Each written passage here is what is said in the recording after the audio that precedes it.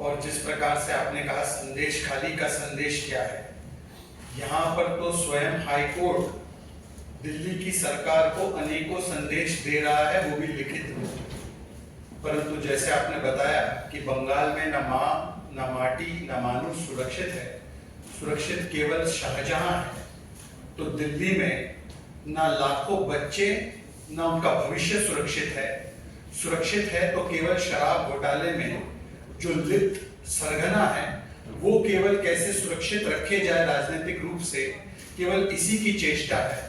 और अब मैं इसी विषय पर आपके सामने कुछ बातें रखना चाहता हूं। मित्रों, इसी रामलीला मैदान में हमने दिल्ली के देखा था कि कुछ लोग सियासत बदलने आए थे, परंतु यही रामलीला मैदान में बदलते हुए और सियासी रूप से अपना धर्मांतरण करते हुए कुछ लोगों का चेहरा हमने आज ही देखा है और लगातार देखा है। कैसे झाड़ू से दारू तक, स्वराज से शराब तक, अन्ना हजारे से लालू तक, इंडिया अगेंस्ट करप्शन से जिन्होंने शुरुआत की वो आज इंडी अलायंस ऑफ करप्शन तक पहुंच गए।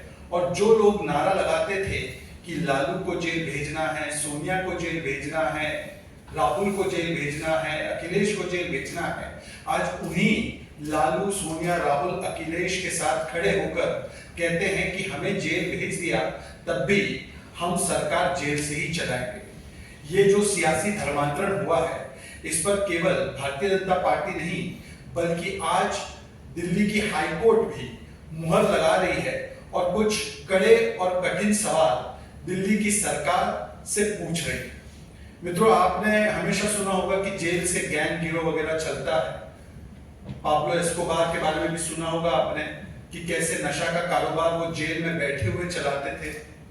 परंतु दिल्ली का ये दुर्भाग्य है कि दिल्ली में भी एक पाब्लो एस्कोबार बेशर्मी से और निर्लजता से, या यूं कहूं कि कट्टर बेशर्मी से किस प्रकार से सरकार तिहाड़ से चला रहे हैं, और उस पर जब संविधानिक कोर्ट, कॉन्स्टिट्यूशनल कोर्ट केवल कोई टिप्पणी नहीं बल्कि अपनी सख्त आलोचना और अपनी फाइंडिंग दे रहे हैं, उसके बाद भी किस प्रकार से निर्लजता से कुछ लोग सत्ता की लालच में आज भी अपने पद पर बने हुए हैं, उसका भी आज हम लोग खुलासा करने वाले हैं। और जिसको ये लोग कहते हैं कि ये दुनिया का वर्ल्ड क्लास एजुकेशन मॉडल है जो दिल्ली में चल रहा है, उसकी हकीकत और हालत क्या है, उसके बारे में भी दिल्ली हाईकोर्ट ने कुछ सख्त टिप्पणियां एवं फाइंडिंग्स दी है, वो मैं आपके सामने पेश करना चाहता हूं। क्योंकि इसी से पता चलता है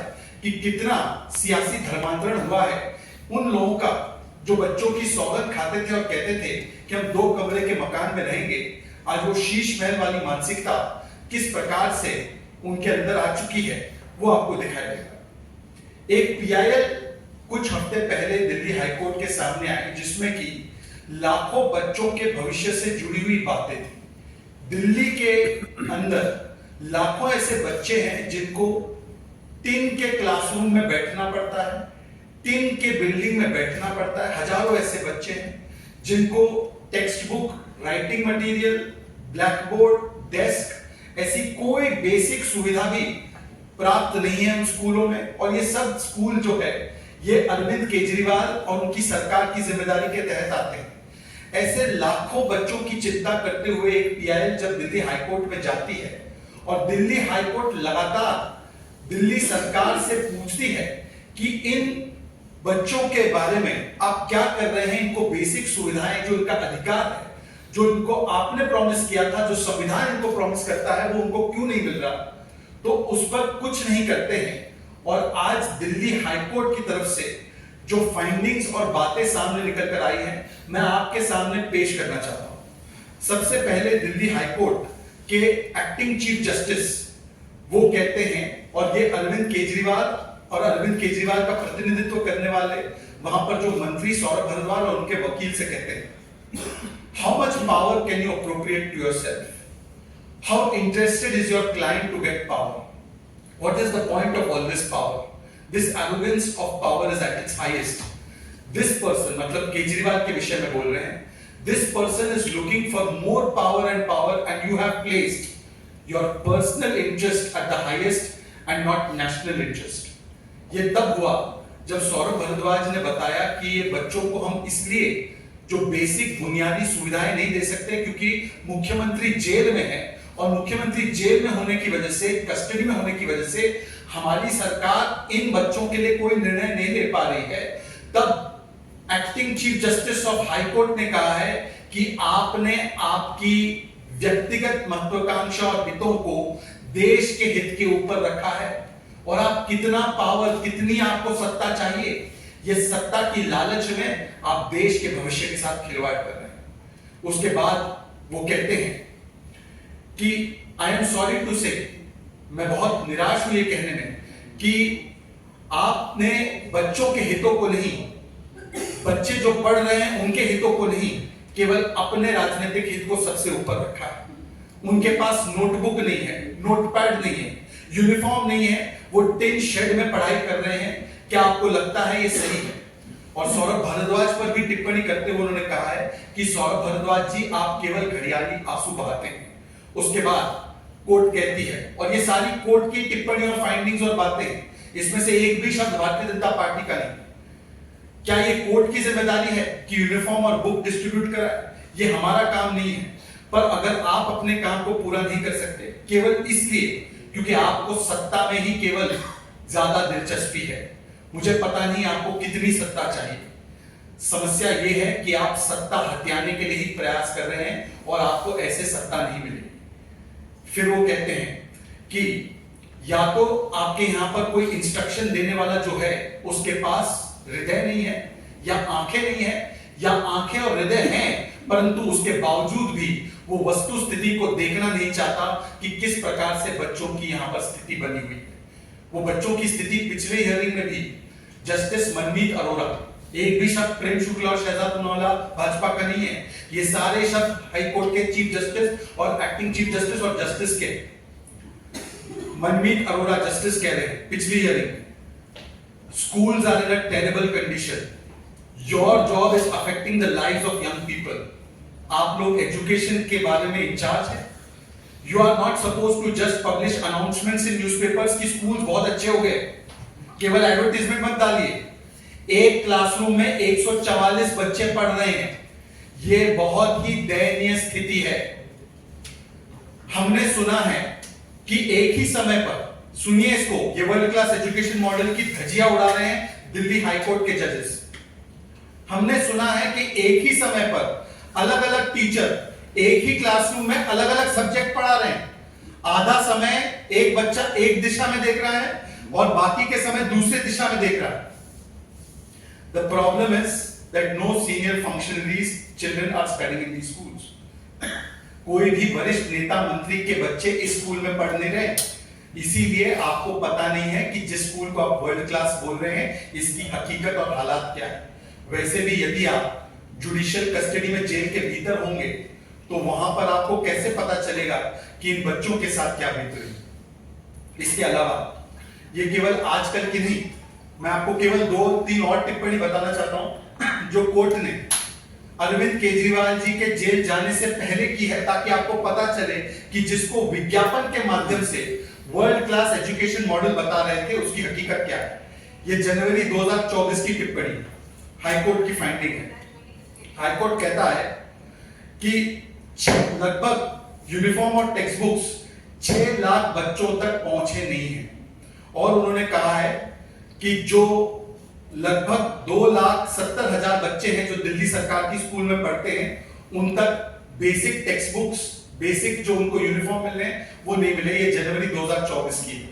दिसंबर 2023 की टिप्पणी है, 48 स्कूल है जो 24 बिल्डिंग में से चल रहे हैं। इस 24 बिल्डिंग में लगभग 1,30,000 स्टूडेंट्स पढ़ रहे हैं, और एक स्कूल में लगभग 3,000 बच्चे एक साथ पढ़ते हैं।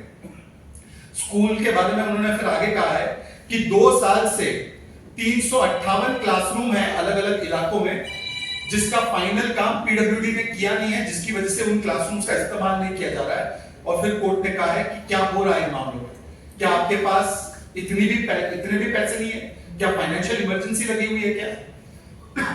एक तरफ तो कहा जाता है कि दिल्ली सरकार सरप्लस में है, दिल्ली सरकार के पास बहुत पैसे हैं, अलग अलग चीजों के लिए उनके पास पैसे होते हैं, पर जब 16.5 करोड़ रुपए देकर पीडब्ल्यूडी को 358 क्लासरूम का काम कराना था तो उसके लिए पैसे नहीं थे और दिल्ली हाईकोर्ट की उस पर टिप्पणी है। उसके अलावा अप्रैल 2023 में डूटा एसोसिएशन, जो दिल्ली यूनिवर्सिटी टीचर्स एसोसिएशन है, उनको एक पीआईएल डालनी पड़ी कि हमारी सैलरी दी जाती है। उसमें जस्टिस प्रसाद ने कहा दिल्ली सरकार से, your conduct is in complete defines in not paying salary to the teachers. They are forced to file litigation and then they are dragged to the Supreme Court and this keeps going on and on. मतलब कि अपनी basic salary पाने के लिए जो teachers है उनको दिल्ली सरकार से सैलरी नहीं मिली तो उनको हाई कोर्ट और सुप्रीम कोर्ट तक जाना पड़ा।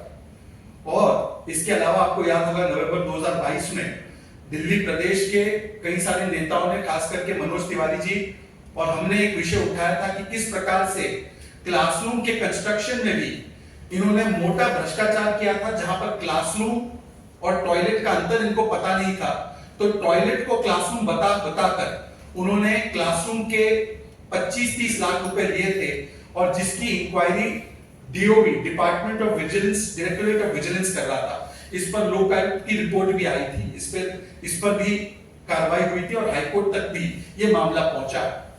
कुल मिलाकर सवाल यह है कि एक तो ये जो वर्ल्ड क्लास एजुकेशन मॉडल जिसकी आप बातें कर रहे हैं, मैंने आपके पास केवल पिछले 6-7 महीने की 4-5 हाई कोर्ट की और सुप्रीम कोर्ट की टिप्पणियां सामने रखी है। क्या यही वर्ल्ड क्लास एजुकेशन मॉडल है अरविंद केजरीवाल जी की सरकार का? दूसरा, आज तो हाई कोर्ट भी सवाल पूछ रहा है कि आप कितने दिनों तक जेल के भीतर रहते हुए दिल्ली की सरकार चलाना चाहते हैं। ये कोई भारतीय जनता पार्टी का, किसी राजनीतिक विरोधी का सवाल नहीं। आज सवाल स्वयं हाईकोर्ट पूछ रहा है कि क्या आप राष्ट्रहित के ऊपर अपने व्यक्तिगत हित को रखना चाह रहे हैं? और ऐसी क्या मजबूरी है अरविंद केजरीवाल जी? आपके पास तो कई सारे एमएलए, क्या आपको किसी भी एमएलए पर भरोसा नहीं है? क्या अगर सत्ता सौंपनी है तो केवल किसी परिवार के सदस्य को ही सौंपनी है क्या? या आप समझते हैं कि जो पैमाना आप दूसरों पर लगाते थे, आप ही कहते थे लालू जी इस्तीफा दे, सोनिया जी इस्तीफा दे, इनके ऊपर तो कोर्ट की कोई ऐसी टिप्पणी भी नहीं आई थी। आपके ऊपर तो हाई कोर्ट ने न केवल टिप्पणी की है बल्कि फाइंडिंग की है कि आप प्रथम दृष्टया घूस ले रहे थे और आप शराब घोटाले में लिप्त है। और हाई कोर्ट से आपको अभी तक सुप्रीम कोर्ट के द्वारा कोई राहत नहीं मिली है। अर्जेंट हियरिंग की भी आपने प्ली डाली थी, उसमें भी कोई राहत नहीं मिली। तो जब आपके खिलाफ हाईकोर्ट टिप्पणी करता है, हाईकोर्ट फाइंडिंग करता है, तब आप अपना इस्तीफा क्यों नहीं देते? आपने मनीष सिसोदिया का इस्तीफा तो ले लिया, आपने सत्येंद्र जैन का भी इस्तीफा ले लिया, तो क्या उनका इस्तीफा लेना है पर अपना इस्तीफा, अपने आप पर अपना ही सिद्धांत जो है लागू नहीं करना? आज सवाल सिर्फ ये बनता है कि आप ही ने जो नैतिक आधार स्थापित किया था, दूसरों का इस्तीफा केवल आरोप पे मांगते थे, आज तो हाई कोर्ट ने आपसे पूछा है एक तरह से कि आप इस्तीफा क्यों नहीं देते। तो आप बताइए कि कब तक आप दिल्ली वासियों के साथ ऐसा खिलवाड़ करते रहेंगे और कब तक तिहाड़ जेल से ये सरकार चलती रहेगी? इसका जवाब आपको हाई कोर्ट को देना है और इसका जवाब आपको आप तमाम आपके इंडिया अगेंस्ट करप्शन के कार्यकर्ताओं को देना है, जिनके सामने आपने सिद्धांत रखा था कि आरोप लगने पर इस्तीफा होना चाहिए। और आज इसी सियासी धर्मांतरण का मुझे लगता है सबसे बड़ा खुलासा दिल्ली के हाईकोर्ट ने किया है, परंतु कुछ लोग इतने निर्लज हैं कि आज भी वो अरविंद केजरीवाल का बचाव करते हैं और अनेकों प्रकार के विक्टिमहुड कार्ड खेलते हैं। अब विक्टिमहुड कार्ड नहीं, अब रिपोर्ट कार्ड दीजिए, स्कूल का भी, और अपने आप पर कार्रवाई कब करेंगे और कब इस्तीफा देंगे इसका। बहुत बहुत धन्यवाद।